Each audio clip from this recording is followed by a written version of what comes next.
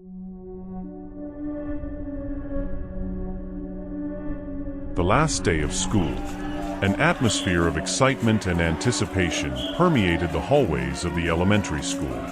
Children laughed, exchanged farewells, and gave rushed hugs before embarking on the long summer vacation. I stood tucked away in a corner, observing the bustling crowd. My heart was just as excited.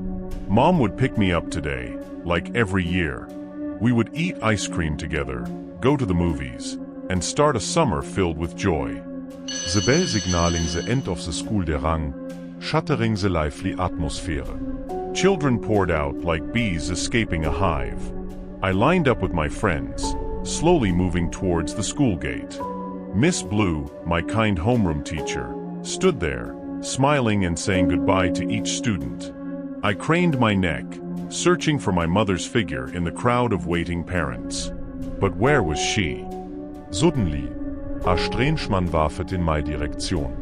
Tommy, Tommy, he called. I stared blankly.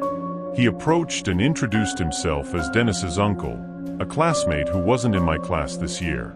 He said Dennis's dad was busy and had asked him to pick up both me and Dennis. I glanced at Miss Blue, hoping for confirmation. She smiled and nodded, probably believing this man as well. I followed the strange man. He spoke very quickly, his voice slightly stuttering. He led me through the crowd, towards a dark red car parked at the end of the parking lot.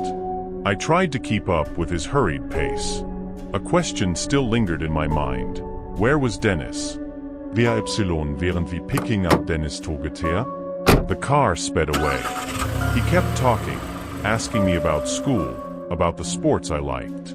I tried to answer, but I couldn't help but feel uneasy. The road became unfamiliar. Wie während going home. Where were we going? Finally, the car stopped in front of a house. The house looked fairly normal, but all the windows were covered with closed curtains. HLEDME in sight. The door slammed shut behind me, a dry click echoing. He had locked the door. The house was dark, with only a dim yellow light in the corner of the room. He turned to look at me, smiling. Wer ist Dennis? I asked. He became flustered. Oh, Dennis is playing video games in the basement. Weit hier vor ME, okay. He said and disappeared into a nearby room. The sound of footsteps came from the stairs. The basement. Images flashed in my head of kidnapped children, imprisoned in dark basements. I trembled. I knew I was in danger. I tried to open the door, but it was locked. Panicked, I ran into the kitchen, looking for something to call for help. I SAW a landline von hanging on the wall. I picked it up, trembling, and dialed 911. Please help me. I've been kidnapped, I whispered. I quickly hung up the phone, hiding it under a cloth. Footsteps were approaching. He was coming back.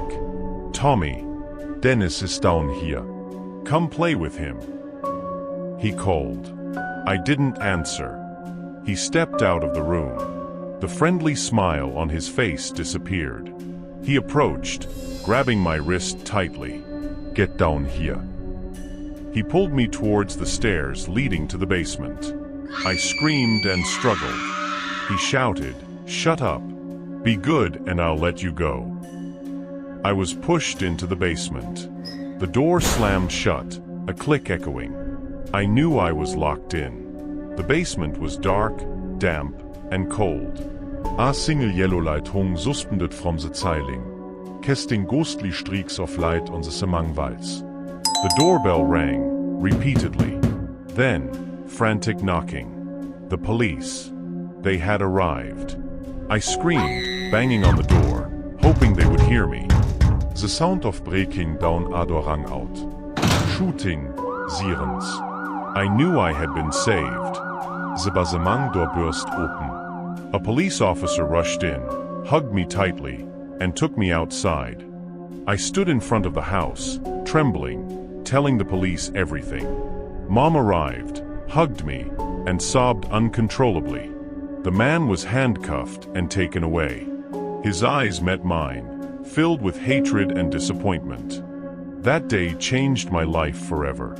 I grew up with an obsession about strange men, dark basements, and the danger that always lurked around.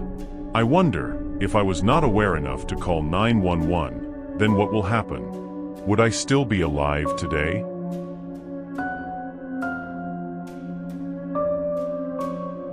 The wind howled through the bare branches, whipping against the shattered window panes of the abandoned school.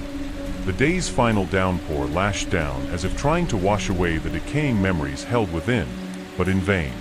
Flaking paint adorned the mold-covered walls of the hallway, the scrawled markings of children long gone now just ghostly smears. That day was the last day of school. Instead of the beach, as we planned, the unexpected storm sent us, for best friends, searching for a more unusual adventure. Oakwood Elementary, closed for over a decade, became our haunting destination. Eddie, the most reckless of the group, carried the baseball bat. The sharp crack of breaking glass echoed through the silent space. My heart lurched as I climbed through the window, stepping into this rotting world. The smell of mold hit me like a vibe. Faint light filtered through the dirty windows, just enough to make out the rows of desks covered in dust. The teacher's desk, where she once passionately lectured, was now just a creaking, rickety pile of wood. Crayon drawings still clung to the walls, innocent faces seemingly staring at us, judgingly. We ventured deeper inside. Every footstep echoed in the eerie silence. The squeaking of the floorboards, the wind whistling through cracks, all combined to create a symphony of dread. Then we heard a sound. A small sound, but enough to make us stop. We turned off our flashlights, holding our breaths and listening. The sound repeated, echoing from the end of the hall, as if someone was lurking in the shadows, watching us. We continued on, more cautiously. Reaching the corner of the hallway, I glanced back. For a brief moment, I saw a dark shape flit across a classroom doorway. I screamed. We ran for our lives, not daring to look back. My heart pounded in my chest. We dove into a classroom, slamming the door shut. That classroom was a kindergarten. Ragged stuffed animals, unfinished coloring pages, all evoked a feeling of sorrow, as if a childhood had been stolen. We sat in silence, waiting for the sound to pass. But it didn't pass. It grew closer. A creaking sound came from just outside the door. Then, a small click. The door opened. We held our breath. Pitch darkness enveloped the hallway. Then, from the darkness, a head appeared. A human head. No words, no movement. Just a vacant stare, gazing at us. Eddie swung the baseball bat. We scrambled over each other, climbing through the window. I glanced back one last time. The head was still there, motionless, like an abandoned doll. We ran, without stopping, until we reached the car. Eddie started the engine, and we sped away, leaving the abandoned school behind. After that, I never dared to go near that place again. The school was torn down, replaced by a park. But in my dreams, I still see that head, that vacant head staring at me from the shadows. And I know, deep down in my heart, that a part of my childhood was forever left behind in Oakwood.